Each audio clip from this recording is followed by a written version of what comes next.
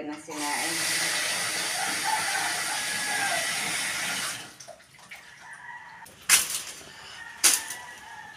Asukan.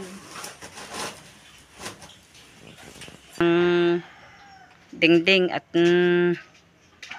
para po maluag-luag pag po nanganganak ang baboy.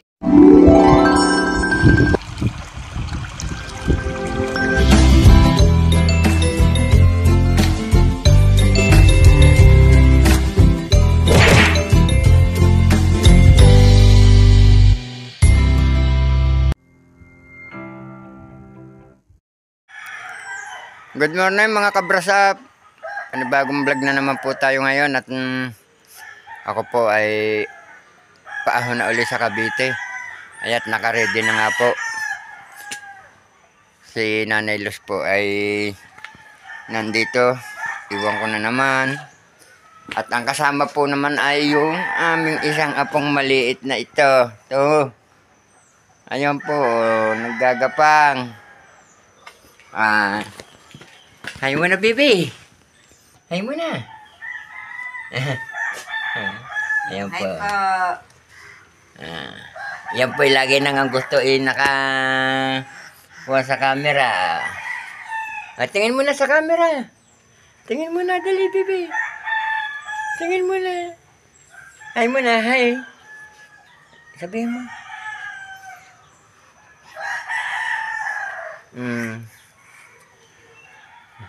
Ito si Nanay Luz po ang nag-aalaga nito pagka araw na po ng Lunes hanggang Biyernes. Kahit hanggang Linggo, lahat na ako. Ayan po, si Nanay Luz Nagpapahinga po at maaga pa'y pagod na. Sa dami na po nang nagawa. Kahit po masama ang pakiramdam. Nalulula pa rin po. Gawa po sa aking mata. Wala na naman po salmin at nasira na ang salmin. Hindi po makapagpasalmin uli. Meron po akong biniak po ditong avocado at ito nga po inilagay ko po dito sa bowl. At nilagyan ko po ng kaunting asukal at mamerienda po. Napakainit po ng panahon. Kaya masarap po magmerienda. Dini po muna sa labas. Talagang ang init po ng hulab ng bubong. Ako lamang po ang naririto sa aming bahay. Dini po ako. Maliwaliwanag, mahangin-hangin. Aliwalas po din sa terrace. Mahangin-hangin.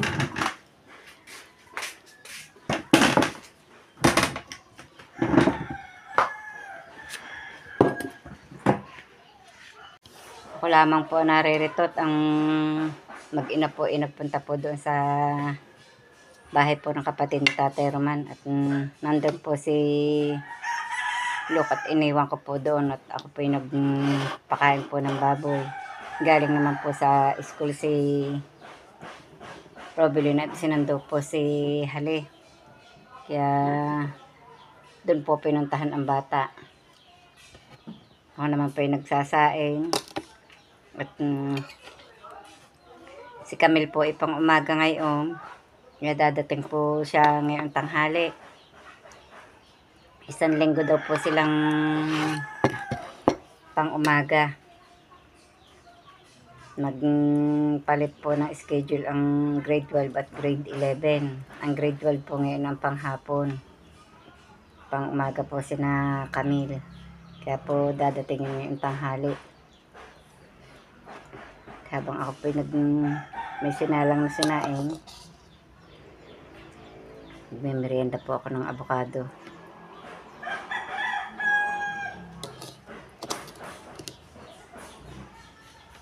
Sarap po ng avocadong are. Madilaw po ang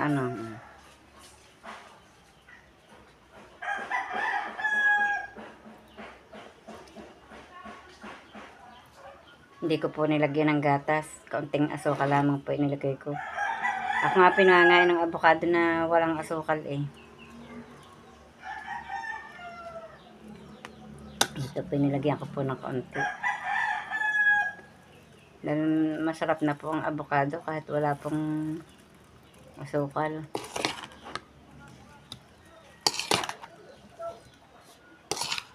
Hindi ko po dinudurog. Gusto ko po yung ganito, yung tinanggalan po sa balat. Para po yung minunguya.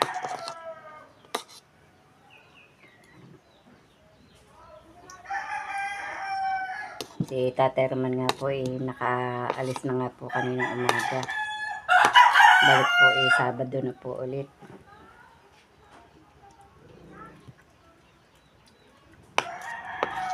Ari naman po hindi ko ubos. Isang buo po ari ay malaki.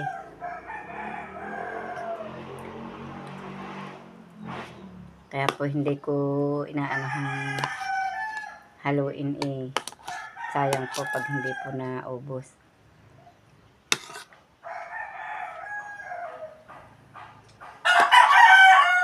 Wala naman po paglalagyang rep. May rep po, hindi naman po naandar.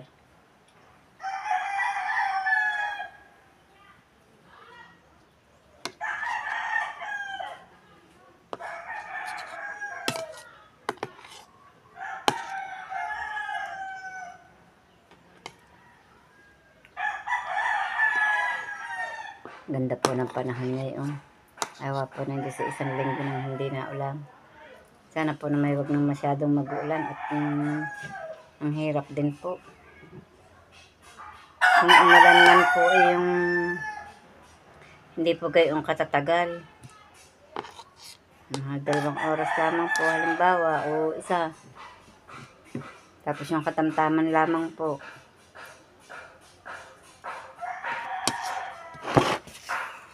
Magaling nga po pala ang nangangahanggan. Tingnan niyo po, nakapaglomi pa po kami. Ayan. Nangangain po kami ng lomi. Ayun pa po sa kabila. Yun. Naglolomi.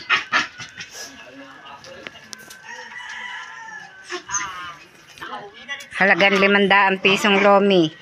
Hati-hati. At yan tawa ng aming bebe. Ang sarap po ng lomi. Kaya na po kayo. Busy po ang iba ay pangangain. Imik naman kayo.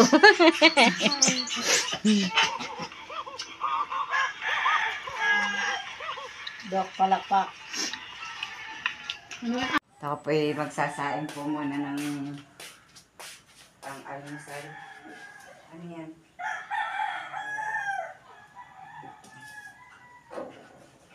Tanghali na po, hindi pa kami nakakasain.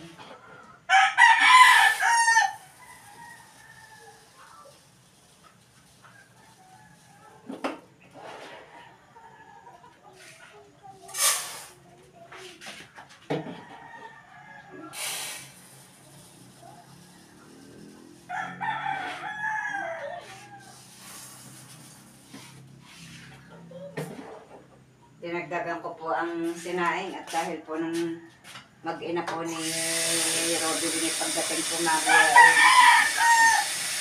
galing school dito po kakain niya.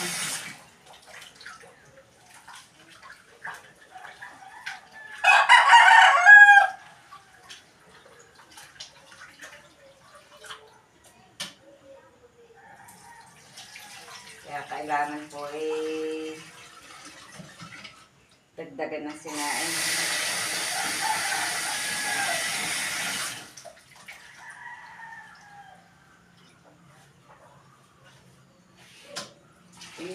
Nasa ating mga pang-service.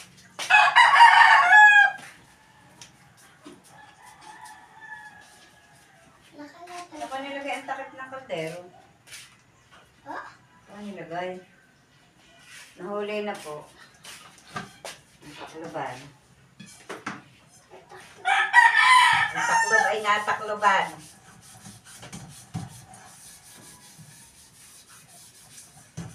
Isang po muna ang takip.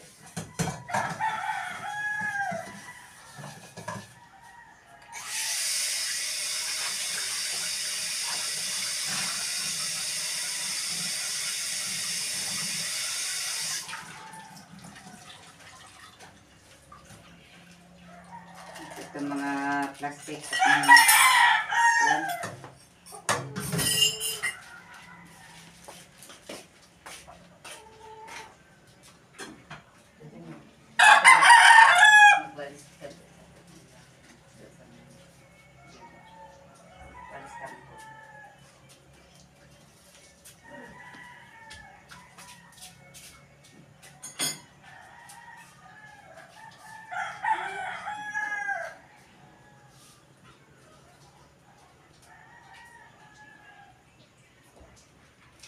Ako po ay habang nagsasaing, magwawalis naman po ako dito sa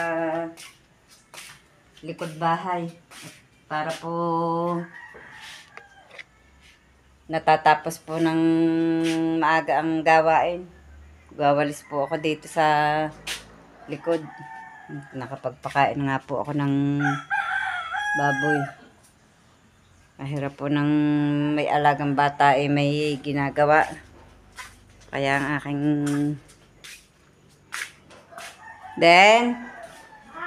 gaano ka?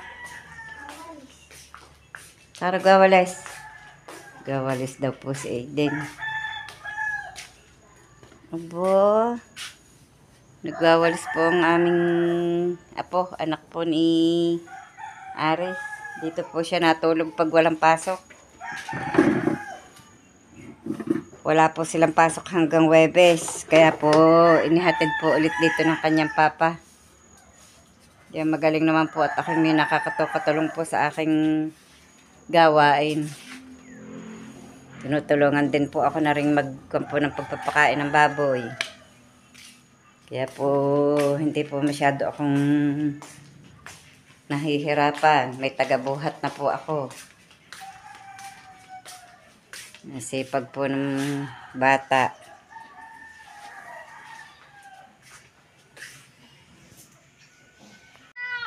Gawalis po ako dito sa likod bahay.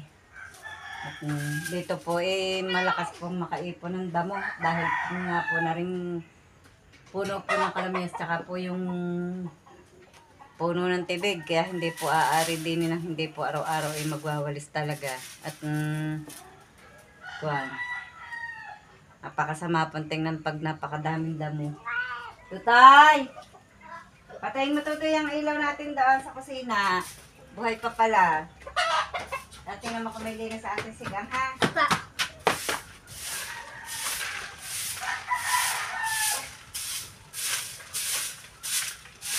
Galing at ako po ay may kasamang batang na uutos-utusan.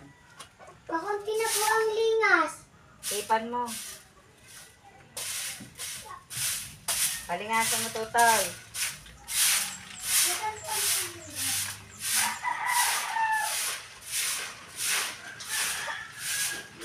May taga-tingin-tingin po ako doon sa aking sinala.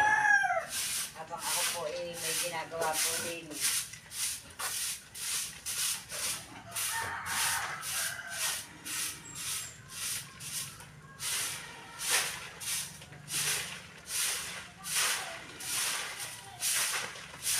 Kung hindi magwalis samantingnan po pag madumi ang harapan.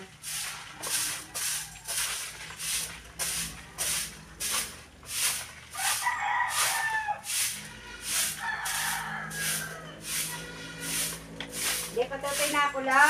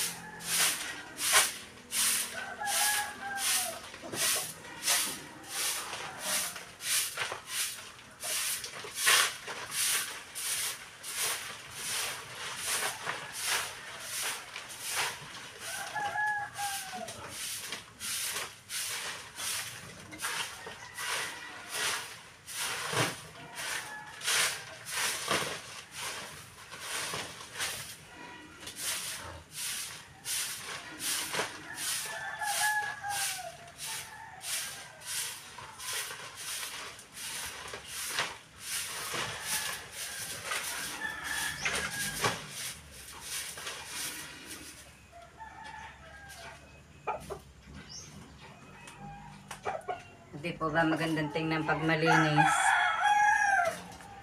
Gusto mo? Nagkakain na po kami ng almusal. Yan, niluto po to ni Camille, yung pong itlog at saka po hotdog. Kain po. Kain po kayo. Po si Aiden. Yan, nahagip ang aking kutsara ng bata pong malikot. Yan. Nakain na din. Huwag isubo yan. Yun. Kain po.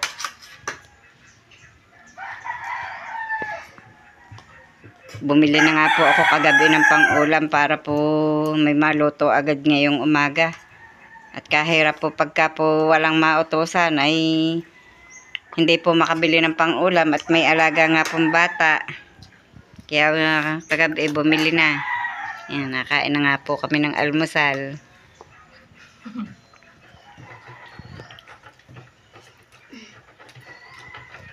Sa awa po ng Diyos, nakaraos po ako ng pangangahoy nang hindi po naulan. Tingnan niyo po makakot pawisan.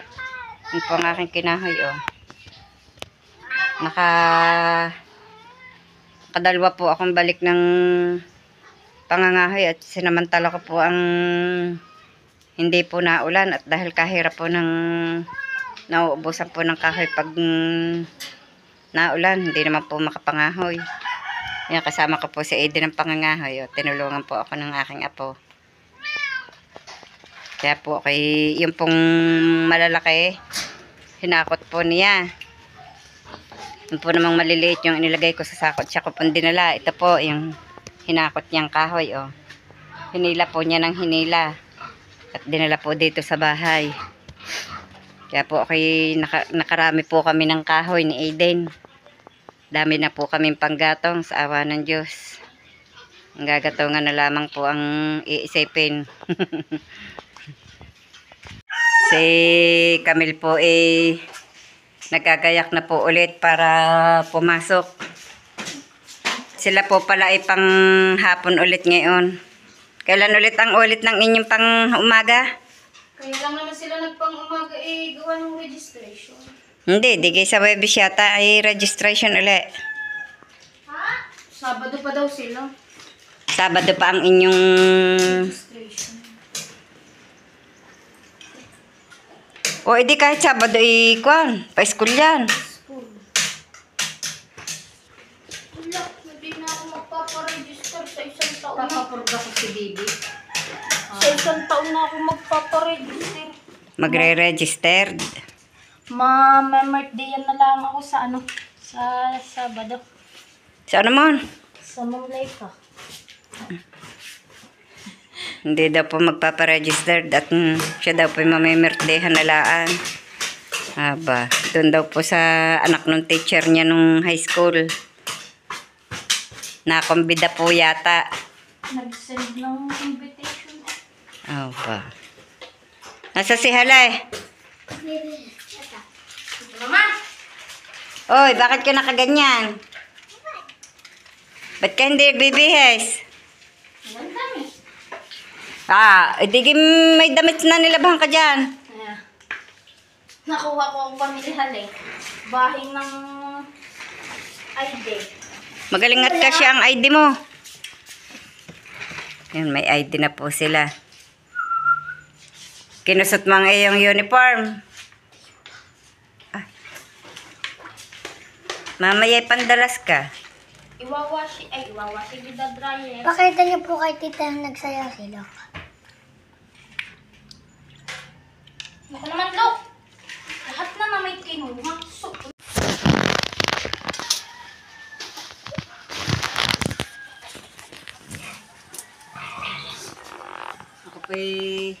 Ako na po ang magtutuloy ng paghahalabas po din. Hindi po rin nahalabasan ni Tatay Roman ng linggo. Ay, utay-utayin ko po ngayon. Ang dami po ng daging.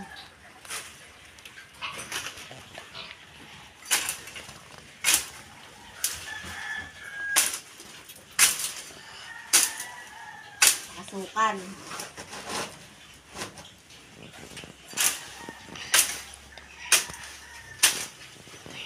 bago ko kalaytayin.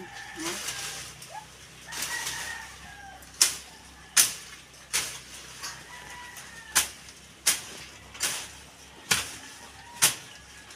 Tapos naman ang gulok.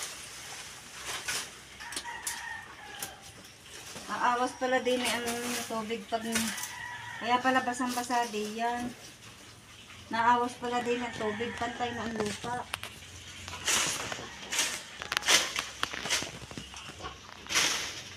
Kaya pala basang-basa ang loob ng pigil.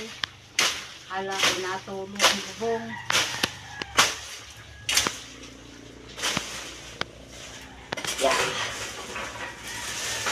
Kala ko po natulo ang bubong kaya basang-basa ang sahig. Hindi po pala naawas din ang tubig.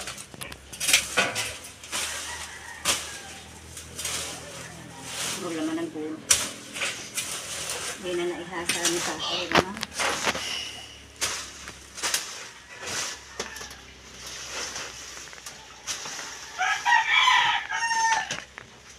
Videographer ko po ay si Aiden.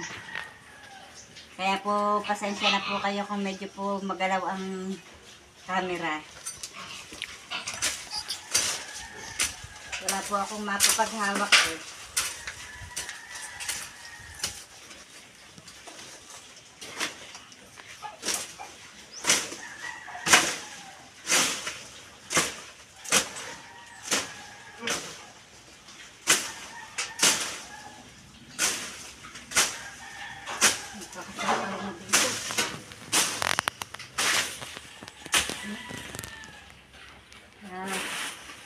Kahit kung hirap-hirapan ng aking kamay, kailangan pong patayin ko po itong labasan.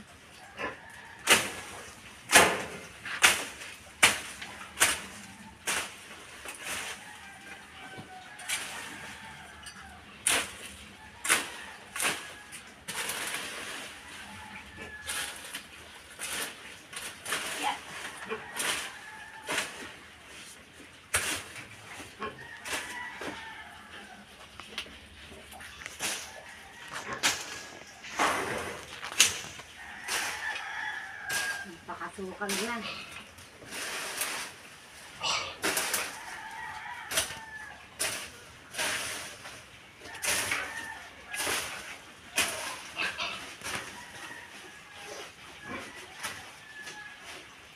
Gayon.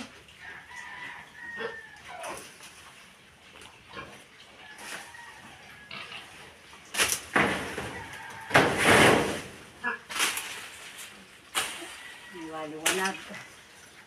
Luminis-linis kung tingnan.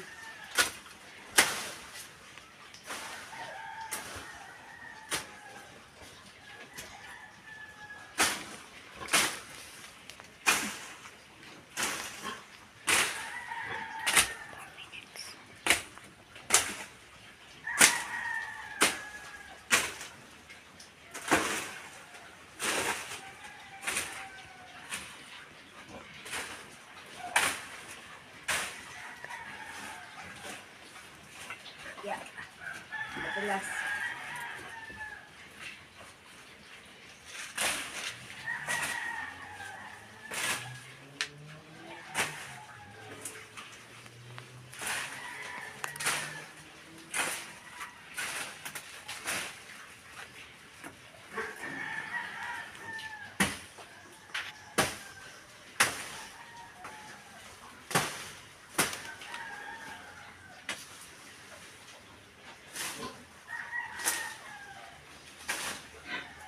Nahalabasan ko na po ng kaunti ito at medyo lumiwaliwanag na rin po ang paligid po ng pigire. At yun nga po lang ang nahalabasan ni Tatay Roman, yung kabila pong yun. May ginawa pa nga po ng isang araw. Kaya ako na po ang nagtuloy ngayon. Hindi medyo po iba-iba na, liwaliwanag na po yung tabihan po ng pigire. Ari nga po pala kaya nababasa po pala aring loob ng pegiring ari kuan. Kala ko pinatulo yung bubong at may kaunti nga pong butas yung yero. Yung pala doon po nang gagaling. Hindi po nadaan at ang lupa po pala pumantay na sa dingding po ng pegire. Kaya pagka ako'y mabangbang nga po ang lupa noon. Nagliwa-liwanag na po ang tabihan. At ito nga po pag po magkakaroon po ng budget, ipalalagyan ko na din po ng dingding at para po maluag-luag pag po nanganganak ang baboy. Paasintahan ko na din po are. Ipapantay na po doon sa isang iyon. Maluag-luag. Lalagyan na ng pinaka-dingding po noong asinta po doon papagayon. Tapos are na din po ang dingding. Puplorengan na lang po.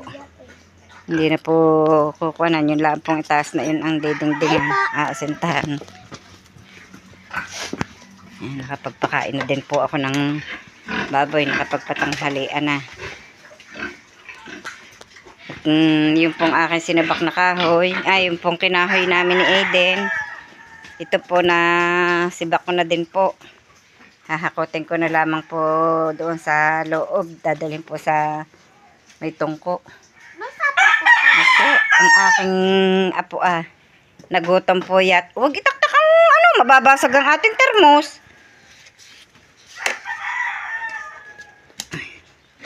Siya, hindi rin makabukas ang inay. Tingnan mo na, hawak Hawak. Hindi ko po maikon yung aking kaliwang kamay At ito nga po hindi pa po nagaling o pagapa. Ako po na may hindi nainom ng gamot at natatakot din po akong uminom ng gamot. Hindi naman po reseta. Ang ginagawa ko po, yun nga po ang buto na avocado na may langis. Yun po ang inilalagay ko.